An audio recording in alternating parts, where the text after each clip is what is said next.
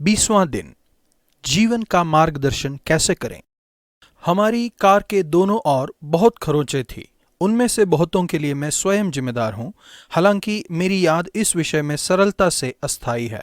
हमारी कलीसिया के मैदान के एक और संकरे प्रवेश द्वार में स्टीयरिंग चलाने में बहुत कठिनाई हो रही थी। यह उसी का परिणाम था। प्रवेश द्वार के एक और ईंट की दीवार थी। इसका प्रमाण यह है कि बहुत सी कारों पर खरोंचें लगी हुई हैं, जो संकरे मार्ग में कांचों से बिना टकराए चलाए जाने में असफल हो रही है। ज्ञान को परिचालन की कला से परिभाषित किया गया है। जब आप जीवन से गुजरते हैं तो आपको कठिन परिस्थितियों में से जाने के लिए दिशा निर्देश की जरूरत पड़ती है, जिसके लिए बुद्धि की आवश्यकता है, ताकि आप खुद को और दूसरों को नुकसान पहुंचाने से रोक सकें। नीति वचन 2:12 से 22 तक। गलत मोड़ से बचें। अविश्वसनीयता गलत मोड़ का उदाहरण है। बुद्धि आपको गलत मोड़ लेने से या गलत दिशा में जाने से रोकेगी। इसमें कोई संदेह नहीं कि बुद्धि आपको बुरे परिचालन से रोकेगी।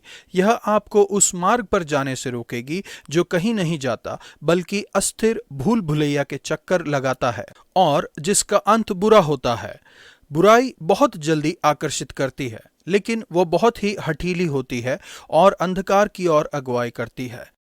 विवाह परमेश्वर के सन्मुख की गई वाचा है। वाचा बहुत ही महत्वपूर्ण शब्द है जो इस्राएल के परमेश्वर के साथ संबंध को दर्शाता है। पुरानी वाचा और नई वाचा में हमारे संबंध उनके साथ हैं। वाचा एक लिखित शपथ है जिसे तोड़ा नहीं जाना चाहिए। व्यभिचार जैसे संबंध में सम्मिलित होना दोनों ही ओर के लोगों के लिए गलत होता है। इस विषय में स्त्री ने, जिसने अपनी जवानी के साथी को छोड़ दिया और उसके कारण वह उस वाचा को भूल जाती है जिसे उसने परमेश्वर के सन्मुख बांधी थी। वह व्यक्ति जिसने उसके साथ व्यभिचार किया है, वह बहकावे के प्रलोभन में आकर सही मार्ग से भटक जाता है और अंत में वह मार्ग उसे मृत्यु की ओर ले जाता है। बुद्धि आपको सही मार्ग में संचालित करेगी। वह आपके पैरों को विश्वसनीय और सच्चे मार्ग पर रखेगी। वह आपको उन लोगों के साथ खराई से चलाएगी जो सीधे मार्ग पर चलते हैं। प्रभु, मुझे बुद्धि दीजिए और मेरी सहायता कीजिए कि मैं अपने जीवन को सीधे मार्ग पर ले जा सकूं, जो जीवन की ओर जाता है। नया नियम, सही मार्ग को चुनना। मत्ती 14:1 से 21 तक।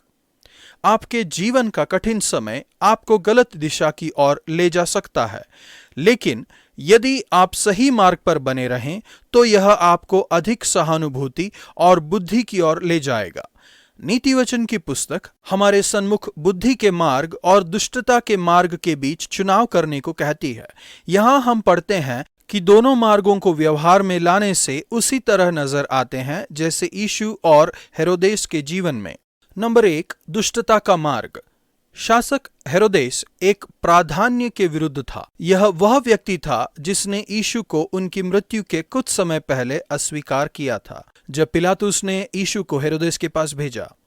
हेरोदेस ने वही काम किया जिसके विरुद्ध नीतिवचन के लेखक ने चेतावनी दी थी। उसने अपने भाई की पत्नी हेरोदिया के साथ व्यभिचार किया था। अपने दोषी विवेक के कारण जब यूहन्ना बपतिस्मा देने वाले ने हेरोदेस का विरोध किया तो उसने उसे बंदी बनाकर कैदखाने में डाल दिया।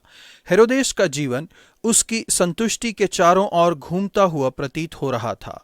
उसने अपनी एक पत्नी को निकालकर दूसरे को रख लिया था। उसका पूरा ध्यान केवल खुद की व्यक्तिगत प्रसन्नता को पूरा करने में लगा था।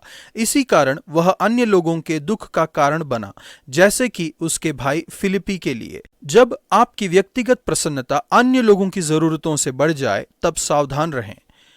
अस्वीकार किए जाने का भय हमें समस्याओं की ओर ले जा सकता है। हेरोदेस यूहन्ना को मार डालना चाहता था, लेकिन वह उन लोगों से डरता था। फिर भी हेरोदेस को डर था कि उसके रात्रि भोज सम्मेलन में आए हुए अतिथि उसका इनकार न कर दें और इसीलिए हेरोदिया की बेटी की विनती के अनुसार यूहन्ना बपतिस्मा वाले का सिर कटवाकर उसे दे दिया। यह निश्चय कर लें कि क्या सही है, इससे बढ़कर लोग आपके विषय में क्या सोचते हैं इसकी अनुमति ना दें। यूहन्ना बपतिस्मा देने वाले ने साहस पूर्वक कहा था, इसलिए हेरोदेस उसे मार डालना चाहता था। परिवार में बुराई चल रही थी क्योंकि उसकी भतीजी हेरोदिया की बेटी ने अपनी मां के साथ मिलकर षड्यंत्र रचा था कि यूहन्ना का सिर अलग किया जाए। वे दुष्टता से इतने कठोर बन गए थे कि तंग आकर उन्होंने यूहन्ना बपतिस्मा देने वाले का सर थाल में मंगवा लिया। नंबर 2 का मार्ग। यूहन्ना के चेलों ने यीशु को इस भयानक घटना का समाचार दिया। अपने चचेरे भाई की मृत्यु के बारे में सुनकर यीशु को गहरा धक्का लगा। बुरे समाचार के प्रति उनकी प्रतिक्रिया यह थी कि वे व्यक्तिगत रूप से एकांत स्थान में चले गए। उन्हें अकेले में परमेश्वर के साथ रहने की जरूरत थी। फिर भी अपनी योजना में बाधा आने के बावजूद यीशु क्रोधित नहीं हुए, जैसा कि मैं अक्सर हो जाता हूं। योजना बनाना अच्छा है, लेकिन परमेश्वर को अपनी योजना में हस्तक्षेप करने की अनुमति अवश्य दें, क्योंकि उनकी दया के कारण यीशु के पास बुद्धि न केवल बहाव के साथ जाने के लिए थी, बल्कि सक्रियता से उत्तर देने के लिए भी थी। उसने उनकी बीमारियों को चंगा किया, यहाँ तक कि इन सब के बाद उन्होंने भीड़ से दूर जाने का अवसर नहीं लिया, बल्कि उन सभी को भोजन कराया। और यीशु ने अपने चेलों को चमत्कारी ढंग से भोजन कराना सिखाया। हम यीशु की असाधारण बुद्धि को देखते हैं कि जब उन्होंने उस दिन का मार्गदर्शन किया तो उस दिन का आरंभ दुखद हुआ था। फिर भी यीशु सफल रहे। उन्होंने बीमारों को चंगा किया था और चमत्कारिक ढंग से उन्होंने स्त्रियों और बच्चों के अलावा 5000 पुरुषों को खाना भी खिलाया था। इस दिन को पूरे इतिहास में स्मरण किया गया और इसने लाखों के जीवन में प्रभाव डाला। प्रभु, मेरे जीवन के कठिन समय में आप मुझे सही मार्ग से भटकने ना दें, बल्कि मुझे दया और बुद्धि की ओर जरूर ले जाएं। पुराना नियम उत्पत्ति 40 का 1 से 41 के 40 तक। जीवन की चुनौतियों द्वारा मार्ग निर्देशन। क्या आप कभी नकारे गए हैं? क्या आपके साथ कभी अन्याय हुआ है? क्या कभी आप मित्र द्वारा गिराए गए हैं या कभी खुद को निराश अवस्था में पाए हैं? स्मिथ विगल्सवर्थ कहते हैं कि अद्भुत लड़ाई का परिणाम अद्भुत विश्वास है। अद्भुत गवाही परीक्षा का नतीजा है। अद्भुत सफलता अद्भुत परीक्षा से ही मिलती है। इसे हम यूसुफ के जीवन में उदाहरण के रूप में देख सकते हैं। 30 वर्ष की उम्र में यूसुफ पूरे मिस्र का अधिकारी बन गया। फिरौन बुद्धिमान और अनुभवी व्यक्ति की खोज कर रहा था और उसने देखा कि यूसुफ के अलावा कोई योग्य नहीं है। लेकिन यूसुफ को पहले बहुत मुश्किलों से होकर गुजरना पड़ा। यह सब कुछ उसके प्रशिक्षण का हिस्सा था। वह अपने भाइयों द्वारा अस्वीकार किया गया, उसके साथ अन्याय किया गया और उसे जेल में डाला गया था। इतने पर भी उसकी पीड़ा का अंत नहीं हुआ। परमेश्वर ने यूसुफ को अपने साथी कैदी पिलाने हारे और पकने हारे के स्वप्नों का अर्थ बताने की समझ दी। वह उन्हें साफ और सही अर्थ बताने लगा। पकाने हारे को फांसी दी गई, लेकिन पिलाने हारे को छोड़ दिया गया और उसे उसका पद फिर से दिया गया। यूसुफ ने जो कुछ उससे कहा था वह उससे छुड़वाए जाने के लिए काफी था, ताकि उसे याद रहे कि उसे यूसुफ का वर्णन फिरौन से करना है, ताकि वह जेल से बाहर निकाला जाए। फिर भी प्रधान पिलानेहारा यूसुफ के बारे में सब कुछ भूल गया। यह उसके लिए काफी मुश्किल और निराशा से भरा हुआ समय रहा होगा। जब आपके दोस्त आपको लज्जित करें तो यह कभी भी आसान नहीं होता। यूसुफ के मामले में कैद खाने में उसे 2 साल तक और रहना था। जिनके पास यूसुफ जैसी खूबियां हैं, उनके लिए कैद खाना असाधारण रूप से निराशा युक्त स्थान रहा होगा। वह अपने 20वें वर्ष में था, जो उसके जीवन में मुख्य समय था। वह यह नहीं जानता था कि वह यहाँ से छूटेगा भी या नहीं। मैं धीरजवंत व्यक्ति नहीं हूँ। मैं सोचता हूँ कि यदि मैं वहाँ होता तो निराशा से पागल हो जाता। फिर भी परमेश्वर यूसुफ को अद्भुत बातों के लिए तैयार कर रहे थे। संभवतः उस समय ऐसा प्रतीत नहीं हुआ होगा। अपने साथी कैदियों को खाना खिलाने के द्वारा परमेश्वर ने उस स्थान से यूसुफ को पूरे देश को खाना खिलाने के लिए तैयार किया।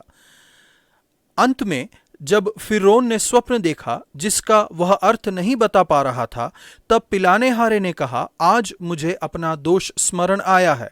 यूसुफ को फिरौन के स्वप्न का अर्थ बताने के लिए बुलाया गया। यूसुफ ने कहा, मैं तो कुछ नहीं जानता, परमेश्वर ही फिरौन के लिए शुभ वचन देगा। हम देखते हैं कि यूसुफ किस प्रकार बुद्धि में बढ़ गया था। उसका आत्मविश्वास और अकड़ परमेश्वर पर निर्भर रहने के बाद बदल गई थी। वह यहाँ पर नम्रता और विश्वास के असाधारण मिश्रण, दो गुण जो अक्सर एक साथ नहीं होते, के साथ व्यवहार करता है। हमें ऐसी नम्रता और विश्वास की आवश्यकता है जब हम जीवन की चुनौतियों का सामना करते हैं। मैं नहीं कर सकता, लेकिन परमेश्वर कर सकते हैं और वह अवश्य करेंगे। यूसुफ फिरौन के स्वप्न का अर्थ बताता है और बताता है कि वह इसकी प्रतिक्रिया कैसे करे। यहाँ तक कि फिरौन भी पहचान लेता है कि यूसुफ में अद्भुत बुद्धि का विकास हुआ है।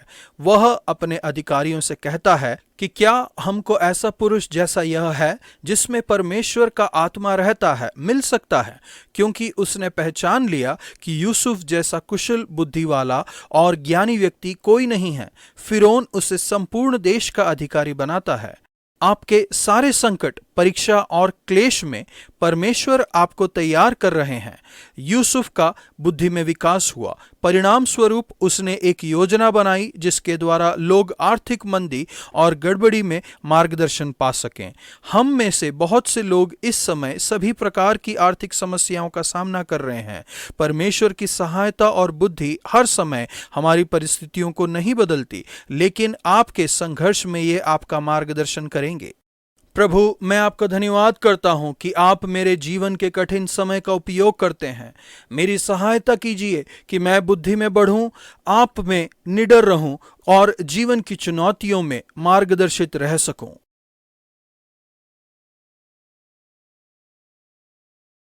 उत्पत्ति 40। मैं यूसुफ से बहुत ही प्रभावित हुई हूँ। बच्चे के रूप में थोड़ा अक्कड़ होने के बावजूद उसे बिगाड़ने में उसके पिता की गलती थी। यूसुफ ने गलत कदम नहीं उठाया। खैर, पकाने हारे में थोड़ी और युक्ति होनी चाहिए थी। दूसरों के द्वारा उसके प्रति सभी गलतियां करने के बावजूद उसमें परमेश्वर के प्रति जरा भी कड़वाहट या संदेह नहीं था। वह फिरौन के लिए आदर योग्य था, लेकिन उसने स्पष्ट कर दिया था कि यह परमेश्वर ने किया है, ना कि यूसुफ ने, जिसने स्वप्न का अर्थ बताया था। उसके बचपन की शेखी चली गई थी और सारी महिमा प्रभु को जाती है, बल्कि उसने रिहाई के लिए बातचीत करने की कोशिश नहीं की। इसमें कोई शक नहीं कि फिरौन प्रभावित हुआ था। अब यूसुफ उसके सामने नम्रता और साहस से खड़ा था और परमेश्वर द्वारा उपयोग किए जाने के लिए तैयार था। आज का वचन, यूसुफ ने फिरौन से कहा, मैं तो कुछ नहीं जानता, परमेश्वर ही फिरौन के लिए शुभ वचन देगा। उत्पत्ति 41 का 16।